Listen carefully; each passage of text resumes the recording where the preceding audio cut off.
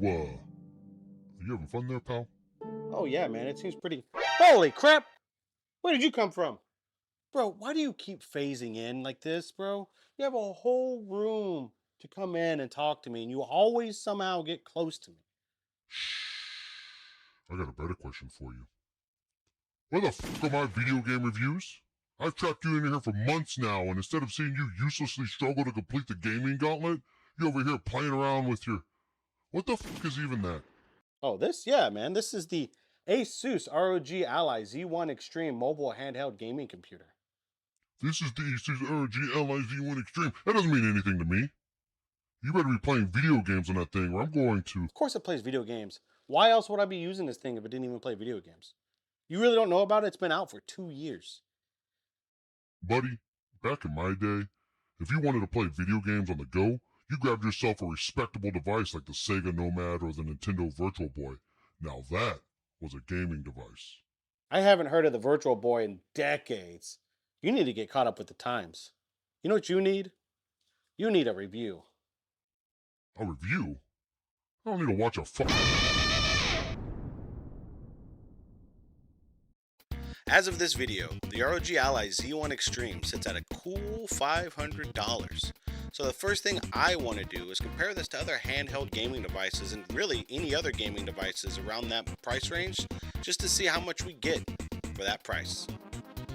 For $500, you get the AMD Ryzen Z1 Extreme mobile processor, 16 gigabytes of LP DDR5 RAM, and a custom-built Ryzen Z1 Extreme GPU with up to 8 gigabytes of LP DDR5 VRAM for your graphics card.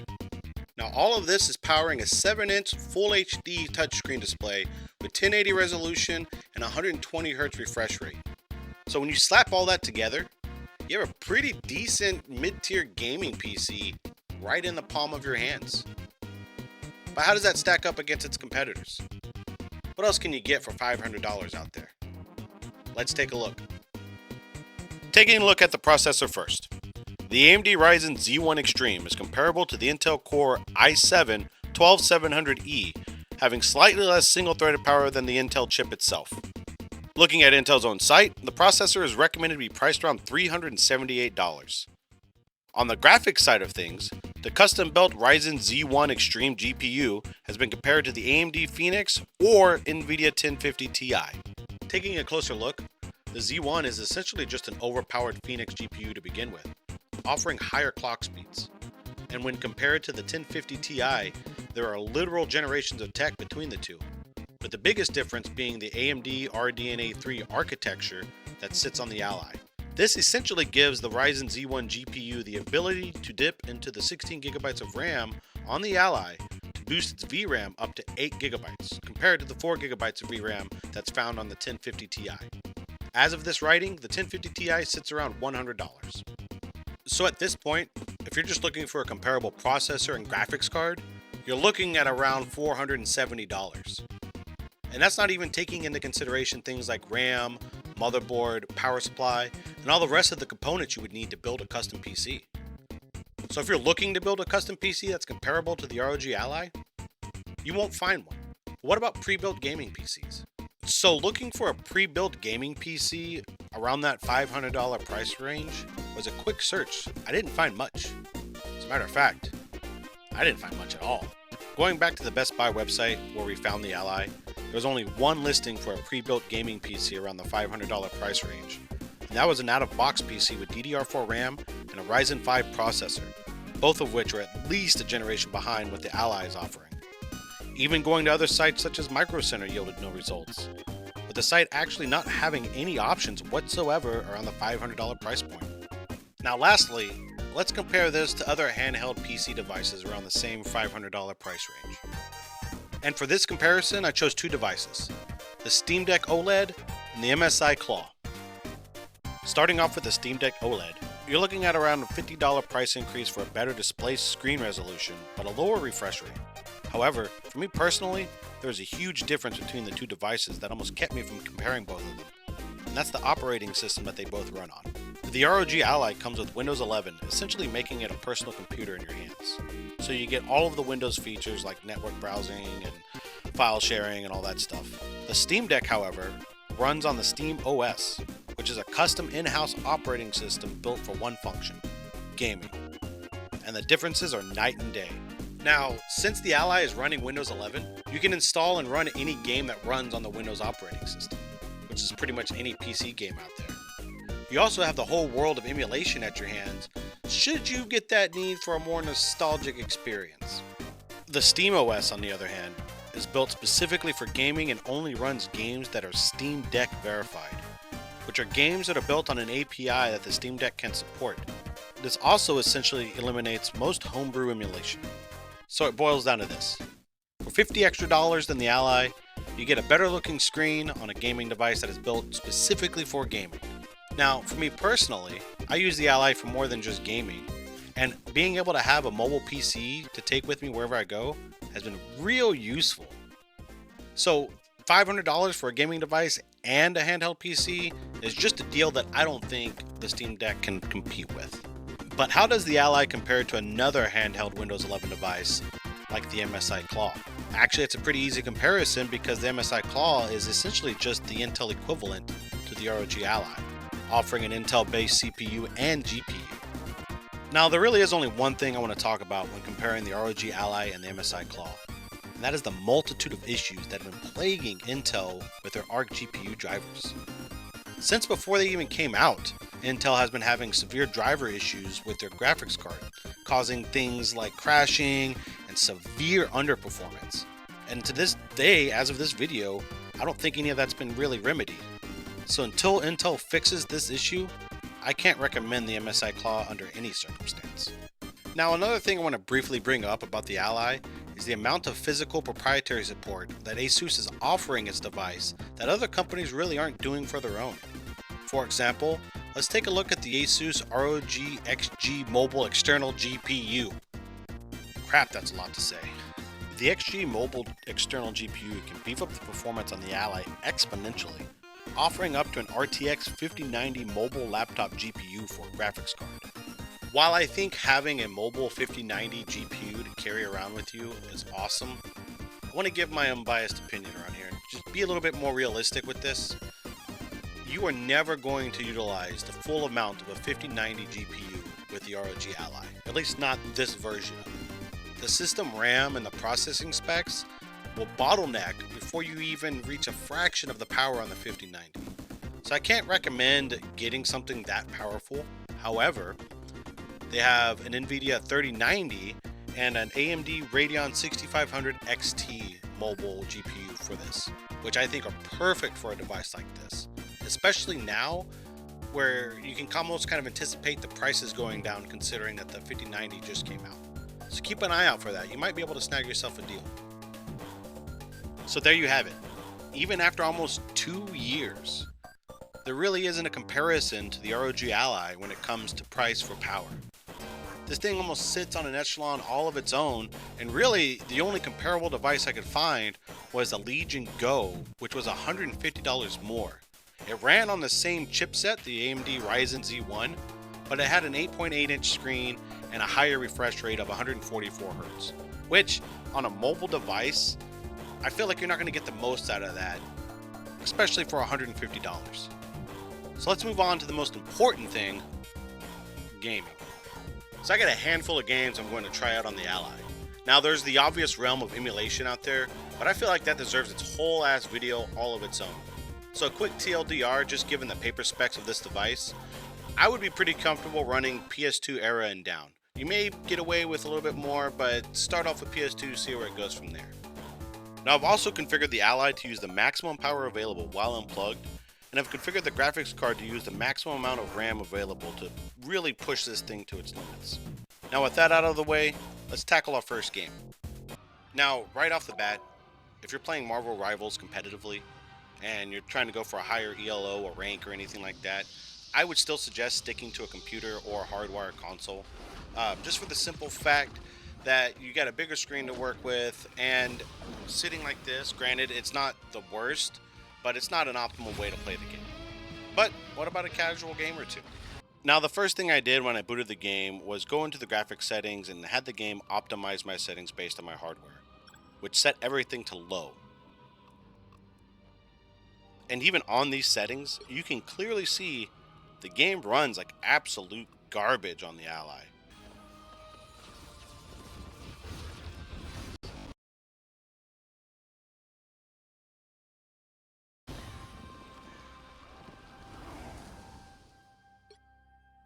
Khonshu has guided me this far. I trust him. 30 seconds before you attack. Get ready.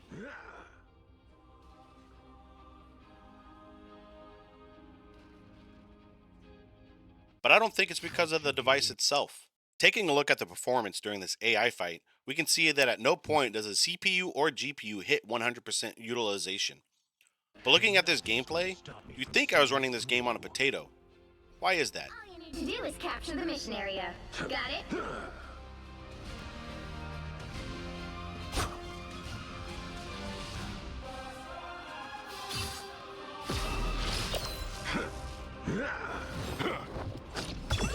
Time to drain.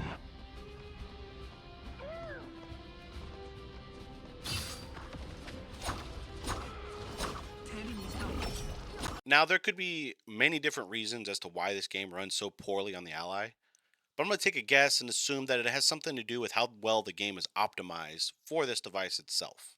Now, in previous cases, there have been instances of developers making sure the game that they're making runs best on specific hardware, and then they'll kind of patch it up when they port it over to other consoles or a PC or whatever. I'm looking at you, Batman Arkham Knight, for the PC. However, there is a silver lining to all this. NetEase could very well optimize the game in the future to work better on the Ally, and there may be a point in time where we could play this game on this device. Today just isn't that day. Now, this next game might help further drive this point that Marvel really suffers from optimization issues.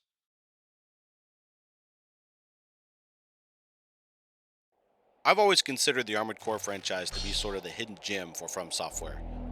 And this franchise has been a staple in my life ever since playing the demo on a PS1 demo disc from back in the day. You guys remember those? Now, while I can and probably will make an entirely separate video for this specific franchise, I want to showcase how a well-optimized game looks on the Ally. So going into the graphics settings, I hit the optimize button again and kind of got everything at high and picked the level that I thought would be the most graphically demanding.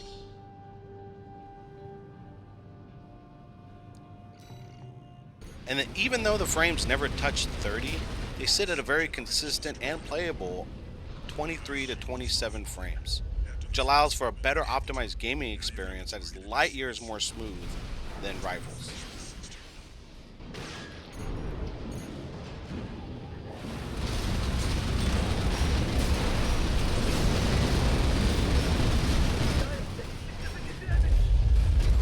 We're not through yet. Show them our pride.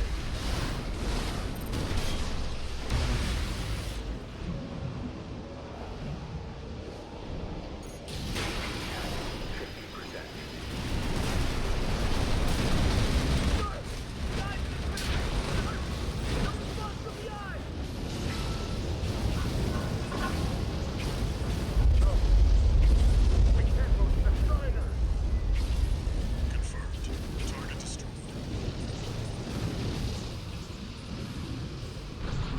Looks like all that energy it was sucking up has nowhere to go. Move 621. You need to get clear of the Strider.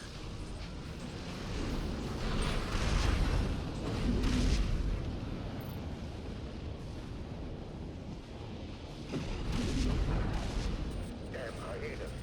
Damaging the planet. Survive the overtime. And I gotta say, even at 23 frames per second, the massive explosion on that platform still looks very satisfying. For something built to fail.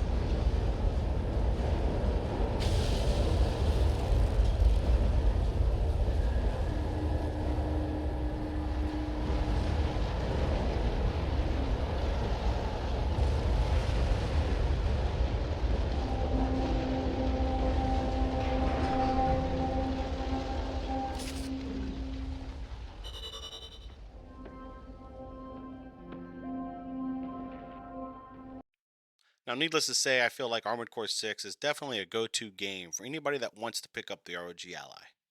Now for the quickest review of the ROG Ally.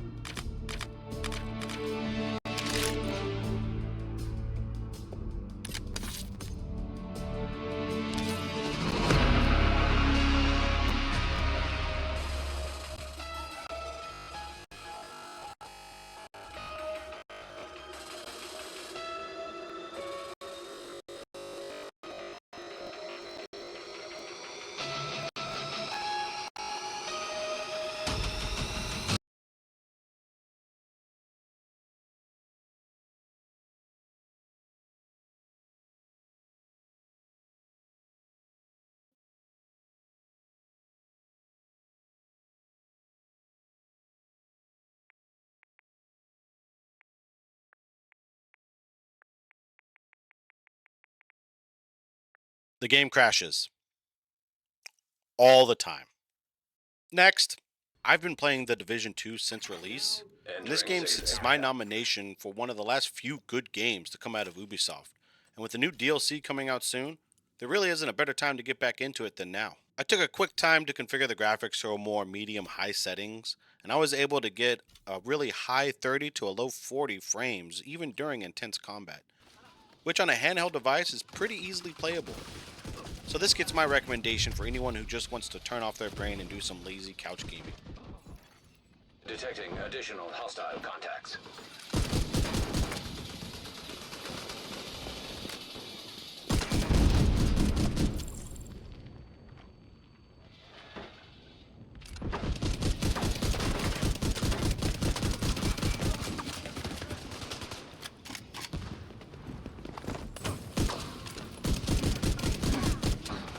Now this next game might actually surprise you, cause this sure as shit surprised me.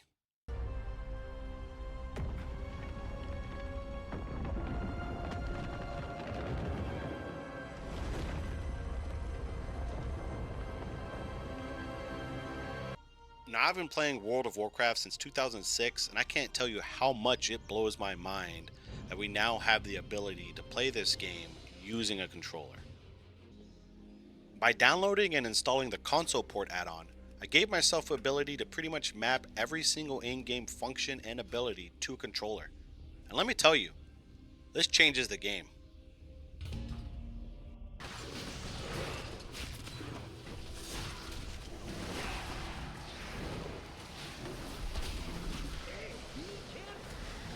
And as far as how well it runs, the beautiful thing about this is that Blizzard has been optimizing WoW to perform on pretty much anything to maximize the amount of subscribers. So as a result of this, WoW runs pretty well on the Ally, easily sitting around the 60 FPS mark in some cases. Now, if you're in a serious progression guild and you're doing Worlds First and Mythic runs and things like that, I still feel that mouse and keyboard is your best option here. But if you're just looking to do some delves, some dailies, dungeons, pugs, LFRs, and pretty much anything else, I found that there's really no better way to do it than embedded in your couch in a poncho, being lazy. So there you have it, folks. My take on the ROG Ally in 2025. What do you guys think? Is $500 a good investment for something like this? Let me know in the comments below. For me personally, $500 for a gaming PC of this caliber and for it to be handheld is a great deal no matter how you cut it. Now I plan on making some more videos about this device, so if you have any games you want me to try out, let me know in the comment section below as well. Thank you for watching, hit that like and subscribe, that really helps out a lot, and remember, if they play land destruction, they're not your friend.